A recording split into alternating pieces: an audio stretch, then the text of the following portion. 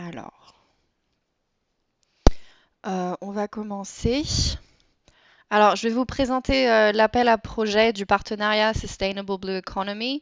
C'est le troisième appel à projet de ce partenariat qui est intitulé en français, du coup, Numérisation et innovation pour la résilience des écosystèmes marines, des entreprises et des communautés afin de renforcer la compétitivité de l'économie bleue de l'Union européenne.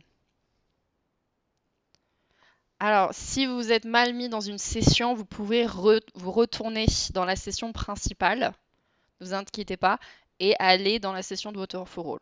Et à tout moment, vous pouvez quitter cette session, ne vous inquiétez pas. Alors, juste pour rapidement de quoi on va parler, je vais vous présenter le partenariat dans les grandes lignes, ensuite l'appel à projet, les informations générales pour vous les déposants, les modalités de dépôt sur l'ANR, on fera un petit focus là-dessus. Ensuite, le processus de sélection et d'évaluation des propositions de projet, les outils de recherche de partenaires et à la fin, les petites liens utiles. On aura une partie de questions-réponses à la fin. Donc, je vous invite à écrire toutes vos questions dans le chat et on pourra regarder à la fin. Et si vous pouvez couper vos micros, si jamais il y en a qui sont allumés. Alors, rapidement, pour le partenariat. Attends, pardon, je bouge juste certaines choses. Donc, c'est un partenariat de recherche et d'innovation dans le cadre du programme Horizon, comme Simon vient de vous l'expliquer, du cluster 6. La vision du partenariat, il y a trois visions, c'est de concevoir, piloter et soutenir une transition équitable et globale vers une économie bleue solide, résiliente et durable. Ensuite, on a accéléré la transition pour atteindre en 2030 une économie bleue qui soit neutre pour le climat, durable, productive et compétitive. Et enfin, créer et soutenir les conditions d'un océan durable pour les populations d'ici 2050. Ce partenariat est coordonné par l'université le ministère de les universités de recherche en Italie, donc MUR, et co-coordonné par le Research Council en Norvège. Ce partenariat a débuté en 2022 et dure 7 ans jusqu'en 2029. Il y a 74 partenaires, donc agences de financement, de ministères ou autres, de 30 pays. Et on a un soutien de la part de la Commission européenne. Il y a une priorité qui est donnée aux bassins maritimes au sein de ce partenariat et les bassins maritimes de l'Union européenne qui sont la Méditerranée, le mer Noir, la mer Baltique et mer du Nord. Quelques chiffres clés pour ce partenariat. On a 450 millions d'euros d'investissement sur toute la durée du partenariat. Il y a 6 appels à propositions de recherche et d'innovation cofinancés et on a 5 domaines d'intervention prioritaires.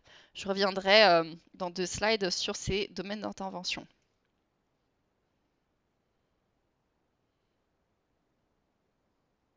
Donc pour un peu la structure du partenariat, premièrement, notre partenariat, on a ce qu'on appelle un agenda stratégique de recherche et d'innovation, qui est un peu notre feuille de route pour notre partenariat. On a les domaines d'intervention qui découlent de ce SRIA, d'agenda de recherche et d'innovation. À partir des domaines d'intervention, on va avoir les appels à projets, donc ce qu'on est en train de faire maintenant, mais on a des activités additionnelles au sein du partenariat, c'est-à-dire d'étapes, donc Thematic Annual Programming. On a d'autres initiatives telles que les appels pour les projets au sein des portefeuilles de projets. Et on a aussi un appel sur Research and Infrastructures qui est en cours aussi en ce moment. Donc pour les thématiques d'intervention, donc on en a 5 pour le SRIA actuel.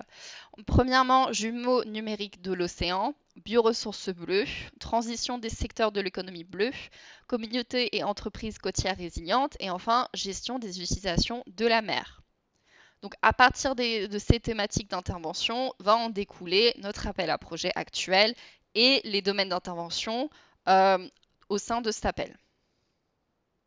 Donc pour cet appel, c'est un appel cofinancé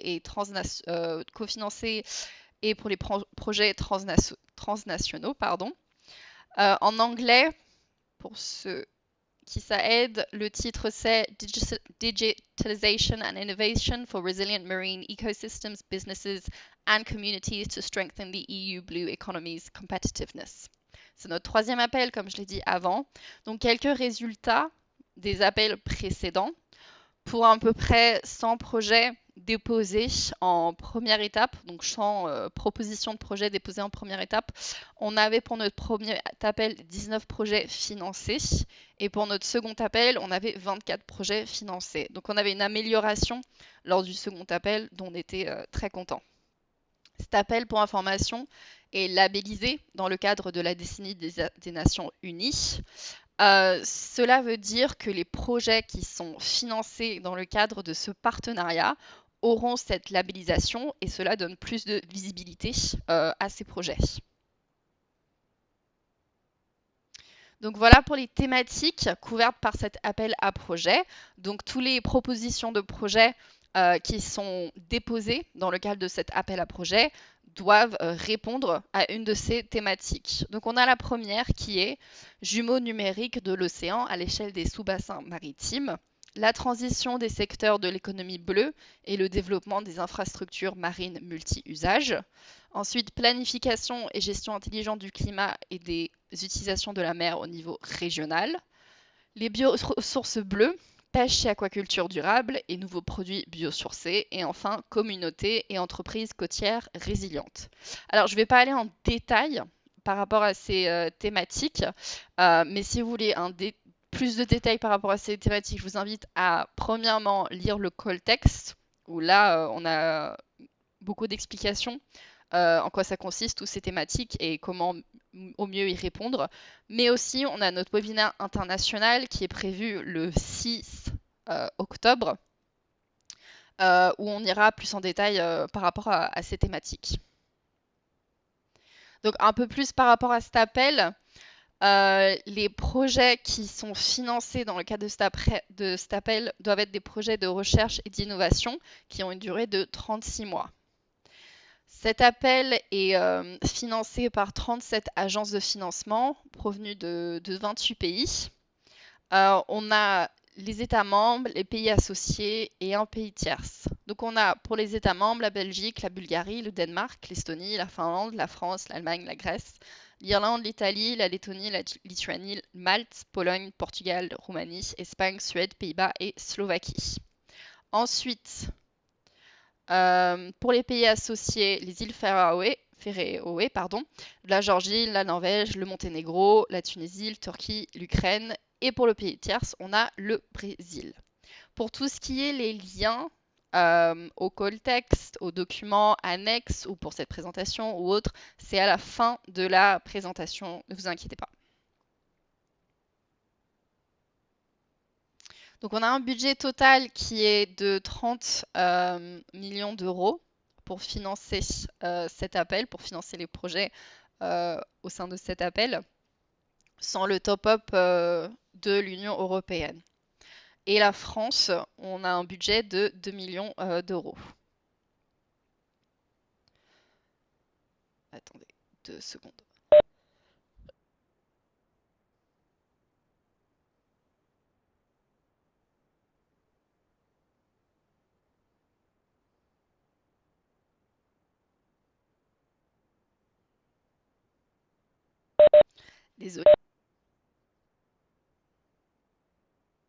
Désolée, je suis un tout petit peu malade. Alors, le déroulement de cet appel. Donc, on a les agences de financement qui participent et on a un cofinancement par l'Union européenne. Cet appel se déroule en 2 étapes. On a la phase de pré-proposition et la phase de proposition détaillée. La première étape, là qui va arriver, la deadline pour déposer les pré-propositions est le 17 novembre. Les propositions sont évaluées par une seule comité international d'évaluation. On a un observateur indépendant et un observateur de l'unité de coordination de la décennie pour observer le processus de l'appel, que tout soit bien fait. On va dire ça simplement comme ça.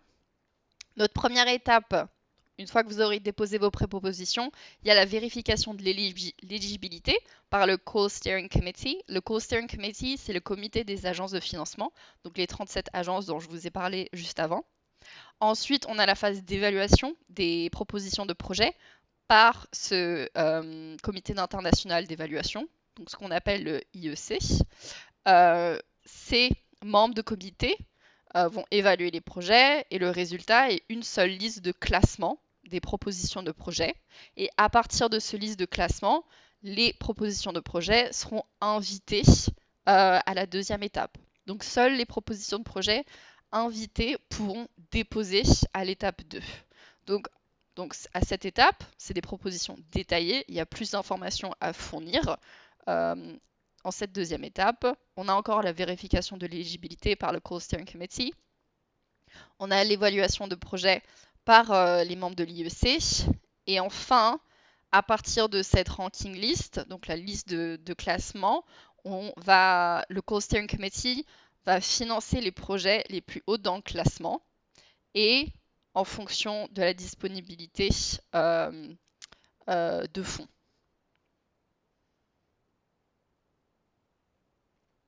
Donc un peu pour la timeline, le calendrier.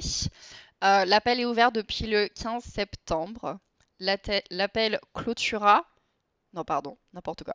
La phase de dépôt clôtura le 17 novembre. Et entre-temps, on a aujourd'hui le webinaire français et le 6 octobre, on aura le webinaire international.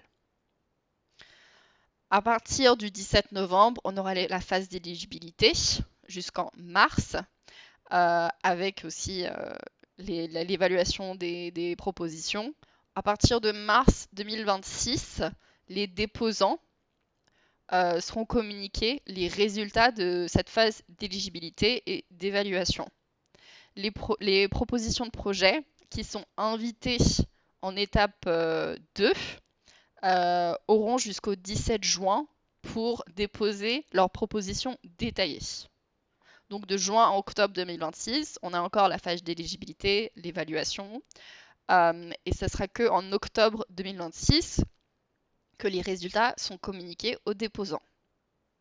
Et le début des projets est financé, donc sélectionné ou recommandé pour financement, sera à partir de décembre 2026 jusqu'à juin 2027. C'est assez large comme période pour débuter, mais c'est car plusieurs agences de financement, à cause de raisons budgétaires ou autres, ça laisse le temps pour les projets de contractualiser avec les agences de financement. Donc là, on va partir sur les informations générales pour vous les déposants.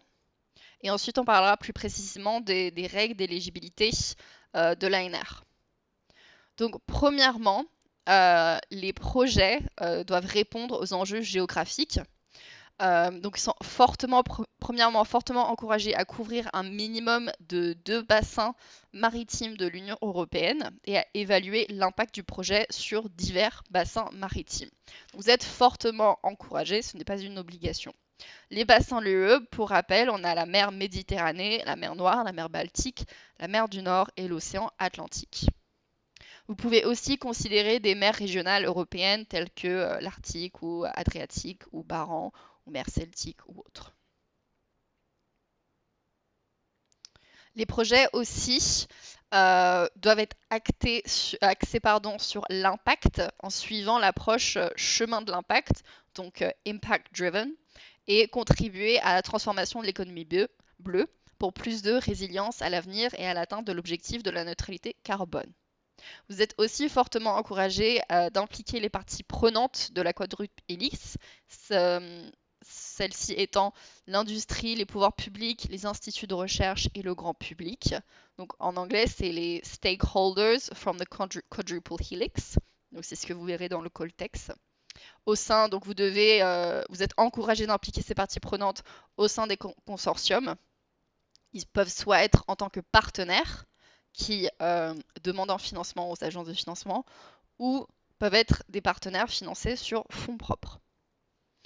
Pourquoi est-ce qu'on le recommande? Car cette implication permet de renforcer l'innovation, la pertinence politique et sociétale afin d'augmenter l'impact des projets. Donc on a quelques recommandations pour les propositions de projets. Premièrement, aller au-delà de l'état de l'art en fournissant une recherche et innovation de haute qualité, utiliser les technologies, des approches et des concepts innovants. Deuxièmement, être scientifiquement excellente et pertinente pour les politiques élaborées dans le cadre de l'économie bleue et aussi de tenir compte des activités de recherche en cours financées par d'autres partenariats ou initiatives de l'UE. C'est un point assez important. Vous êtes encouragé à contribuer à des thèmes transversaux tels que la politique Open Data Policy, le développement d'activités de renforcement de compétences et de sensibilisation à l'océan, promouvoir l'inclusion des jeunes dans les activités de transfert de connaissances, adhérer aux consignes de communication du partenariat, promouvoir l'égalité des chances hommes-femmes au sein des consortiums et adhérer au principe d'auto-évaluation éthique de la CE. Vous êtes encouragé à couvrir au moins 2 bassins maritimes de l'UE, je le redis encore, et aussi à évaluer l'impact de la proposition et de son potentiel de reproduction et adaptation sur différents bassins maritimes. Concernant la création des consortiums, vous êtes encouragé à tenir compte d'un équilibre géographique et de la mise en œuvre dans les contextes géopolitiques appropriés et conformément aux objectifs de votre proposition. La participation des entités juridiques financées sur fonds propres provenant de pays, régions ou régions participant à l'appel, c'est la bienvenue, bien sûr. Les partenaires non éligibles au financement des agences de financement peuvent participer sur fonds propres s'ils disposent d'une source de financement distincte. Les propositions sont encouragées d'impliquer les parties prenantes de la quadruple hélice. Je le redis encore, c'est très important dans les projets. Les propositions doivent intégrer la dimension de genre dans leurs activités de recherche et d'innovation. Et chaque partenaire, y compris les partenaires financés sur fonds propres et les sous-traitants, vous devez disposer d'un code d'identification de participants délivré par la CE. Si vous n'avez pas ce code, vous pouvez demander à la CE, c'est écrit dans le call text, comment obtenir ce code. Alors, juste pour être un peu plus général sur les règles d'éligibilité, une fois que vous auriez déposé votre proposition de projet, premièrement, vous devez le déposer bien sûr en temps et en heure avant la clôture de dépôt, c'est-à-dire le 17 novembre à 15 h, il me semble. Je vous conseille de le déposer pas à la dernière minute, un peu avant, car à partir de 15 h, les projets déposés ne sont plus acceptés. Et en raison d'un flux important de dépôt de propositions de projets, il peut avoir un souci de connexion ou d'autres, donc je vous conseille de le faire un peu avant. Votre proposition doit être complète en anglais et la durée du projet est de 36 mois. Vous devez couvrir une des thématiques de l'appel à projet, donc une des 5 thématiques que je vous ai présentées juste avant. Vous pouvez en couvrir plus au sein de votre proposition de projet, mais ce n'est pas obligatoire. La proposition de projet doit être en conformité avec le principe absente de préjudice important porté à l'environnement. Donc en anglais, c'est do no significant harm. Et avec la taxonomie de l'Union européenne. Attendez.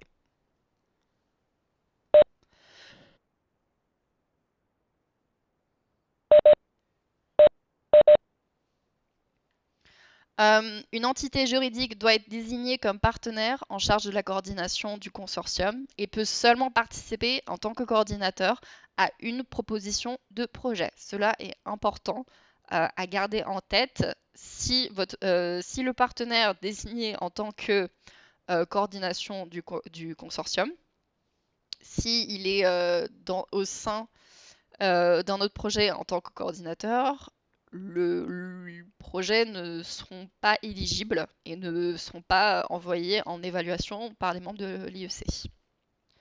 Chaque consortium doit être composé de partenaires éligibles de 3 pays différents participant à cet appel et doit demander un soutien financier d'au moins 3 agences de financement différentes, d'au moins 2 des États membres de l'Union européenne ou pays associés dans cet appel. Donc les slides que je vous ai montrés un peu avant avec les États membres, les pays associés et le pays tierce, vous devez demander un financement d'au moins 2 de ces agences de financement. Donc ensuite, les partenaires d'un même pays ne peuvent pas demander plus de 60% de l'aide totale demandée. C'est très important à garder en tête. L'entité en charge de la coordination du consortium doit être éligible au financement d'un organisme de financement participant à cet appel. Les modifications de propositions de projet ne sont pas autorisées entre l'étape 1 et l'étape 2, sauf dans les cas des exceptions prévues dans le call text. Donc si votre proposition de projet est invitée à déposer une proposition détaillée en étape 2, vous ne pouvez pas apporter de grosses modifications à cette proposition, sauf si c'est demandé par le Joint Call Secretariat ou s'il y a une exception écrite dans le call text.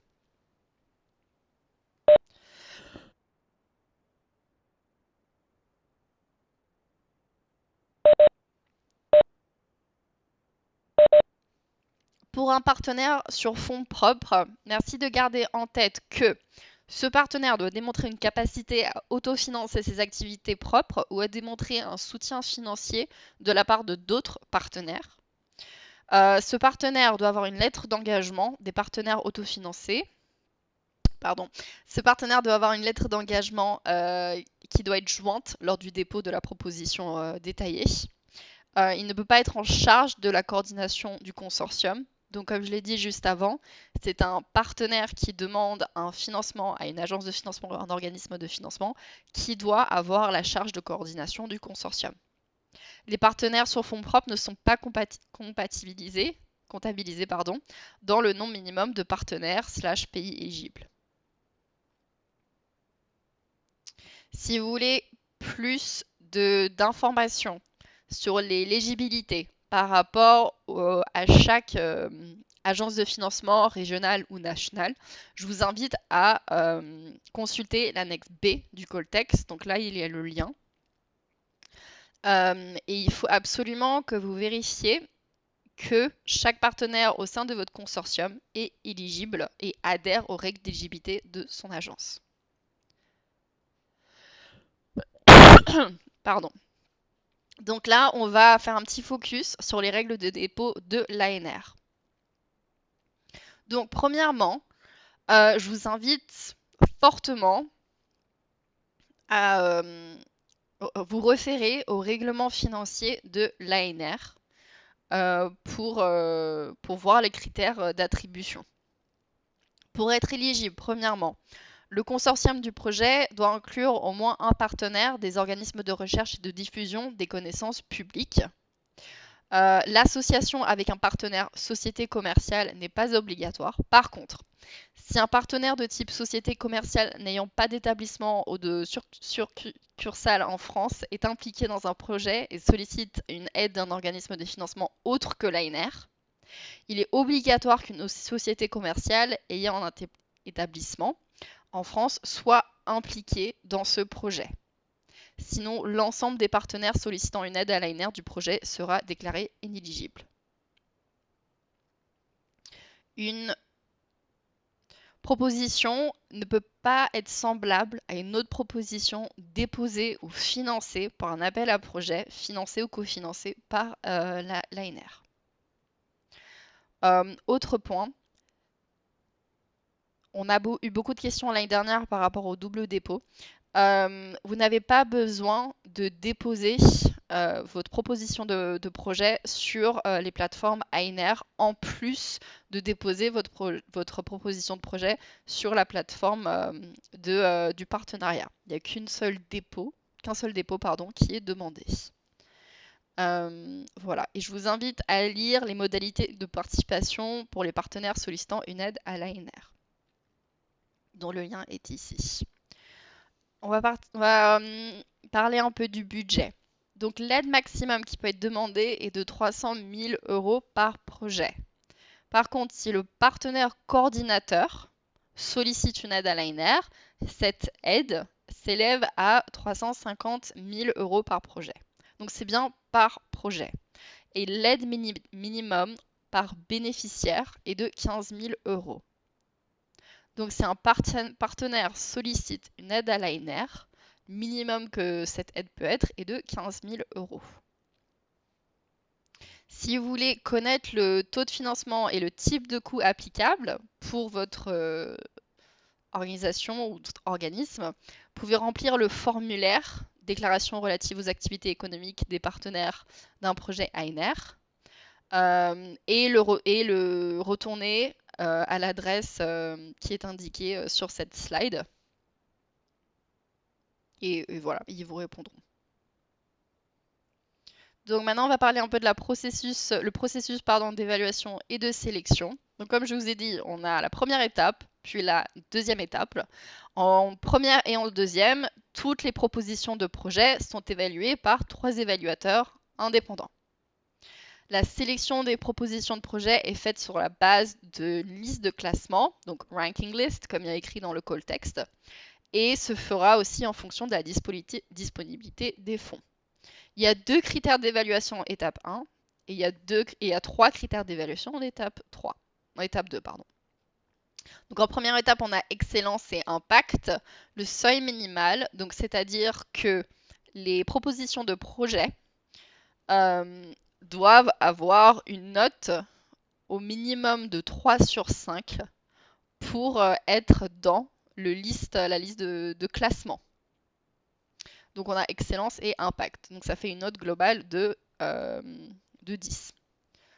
En deuxième étape, on a 3 critères d'évaluation, excellence, impact, qualité et efficacité de l'implémentation. Encore une fois, on a ce seuil de 3 sur 5 avec une note totale de 15. Les résultats, une fois qu'on aura ce ranking list et une fois que les projets seront sélectionnés à partir de ce ranking list et à partir de la disponibilité des fonds, les résultats sont communiqués aux partenaires en charge de la coordination du consortium.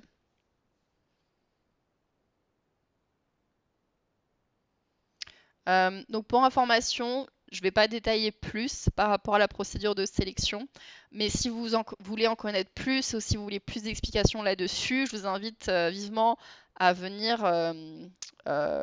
au webinaire international qui est du coup le 6 octobre, où on rentrera plus en détail là-dedans. Donc pour information, il y a aussi des outils de recherche de partenaires pour créer vos consortiums. On a 2 outils au sein de ce partenariat. On a premièrement l'outil sur l'EPSS. Donc l'EPSS, c'est la plateforme sur laquelle vous déposez votre proposition de projet. Et on a un outil là-dessus qui s'appelle le Partner Tool. Et vous pouvez, premièrement, regarder pour un partenaire ou regarder pour un projet, une proposition de projet à rejoindre. On a un autre outil qu'on appelle le Brokerage Event qui dure toute la durée de dépôt de projet, donc à partir du 15 septembre et jusqu'au 17 novembre. Il y a des créneaux, des sessions de 20 minutes qui sont prévues tout au long de cette période et vous pouvez faire du networking avec d'autres participants potentiels et créer votre consortium. Donc vous pouvez vous inscrire très simplement sur cette plateforme, vous cliquez sur le lien, vous créez un compte. Vous verrez sur la plateforme, il y a plusieurs grosses sessions sur plusieurs journées. Vous pouvez vous connecter dessus et d'autres personnes peuvent se connecter dessus aussi. Vous pouvez faire du networking et du lien. Donc là, j'ai quelques liens utiles. Donc la question posée au début, vous avez ici le lien pour le site du partenariat premièrement. Pour l'appel à projet qui est en cours de SBEP. Vous avez aussi le lien pour l'appel à projet sur le site de l'ANR. Donc là, vous trouvez notamment les modalités de dépôt pour les partenaires demandant une aide à l'ANR. Mais aussi, vous pouvez trouver là-dedans le règlement financier, par exemple, et d'autres informations qui vous seraient utiles. Vous avez ici le lien d'enregistrement pour le webinaire international. Donc, ça sera sur Webex comme aujourd'hui, et vous devez vous inscrire, et ça se passera de façon semblable aujourd'hui. Ça sera plus long et rentrera beaucoup plus en détail par rapport aux thématiques abordées, par rapport à la sélection des projets, et on aura plus de recommandations à mettre dans les propositions de projets. Vous avez aussi un lien pour l'EPSS. L'EPSS, c'est la plateforme de dépôt des projets. Vous avez le lien pour le Brokerage Events, donc l'outil pour faire du networking et créer vos consortiums. Et aussi, je vous ai mis le lien pour le règlement financier ANR. Donc voilà. Donc merci pour vos attentions. Si vous avez des questions, si vous ne pouvez pas poser votre question là, ou vous avez des questions dans le futur, ou si autre chose vous vient, vous pouvez nous envoyer un message à cette adresse mail et on fera au mieux de vous répondre. Alors, je vais regarder dans le chat.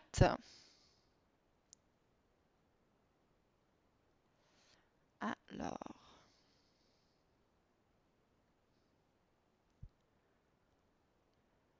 Donc oui, bon la question de Erwan, pourriez-vous nous transmettre le lien vers les call text? Oui, du coup les liens est dans la dernière slide de ce diaporama et vous sera aussi transmis par la suite.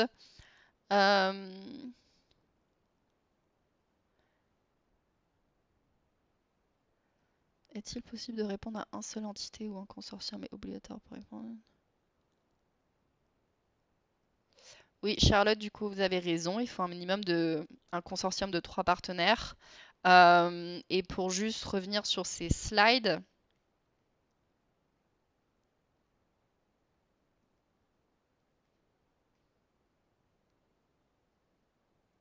Donc, un consortium doit être composé de partenaires éligibles de 3 pays différents et doit demander un soutien financier de la part d'au moins 3 agences de financement différentes, dont au moins 2 des États membres ou des pays associés.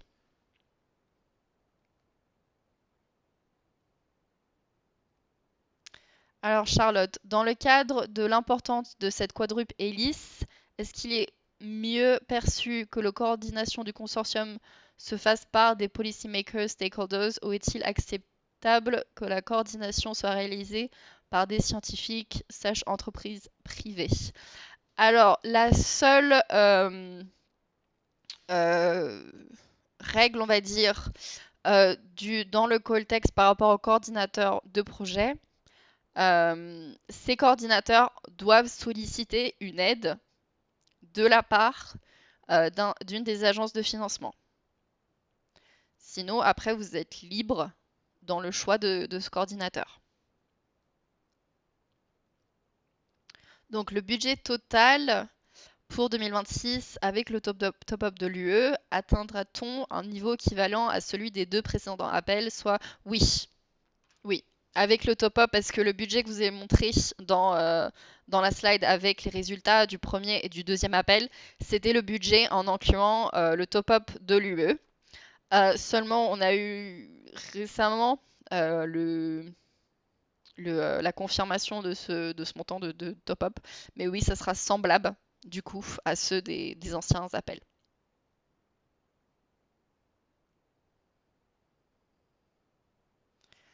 Alors, n'hésitez pas à poser d'autres questions.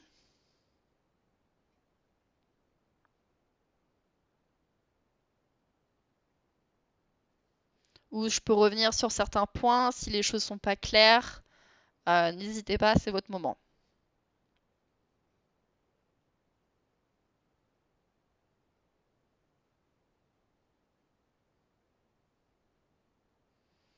Ok. J'ai pas l'impression qu'il y ait d'autres questions. Vous pouvez toujours... Ah, Gaëtan. Y a-t-il des attentes spécifiques quant à la participation des SHS? Non, pas au sein de cet appel à projet.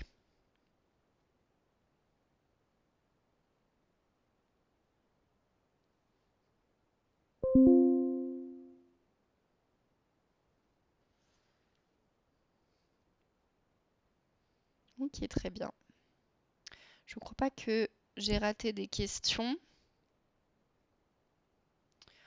Bon, on peut en finir là pour aujourd'hui, du coup. N'hésitez pas à m'envoyer un mail dans l'adresse mail indiquée dans cette slide. Ces slides vous seront communiqués par la suite. Et voilà. J'espère que tout a été clair pour vous et je vous souhaite une très bonne fin de journée et un bon week-end qui arrive bientôt.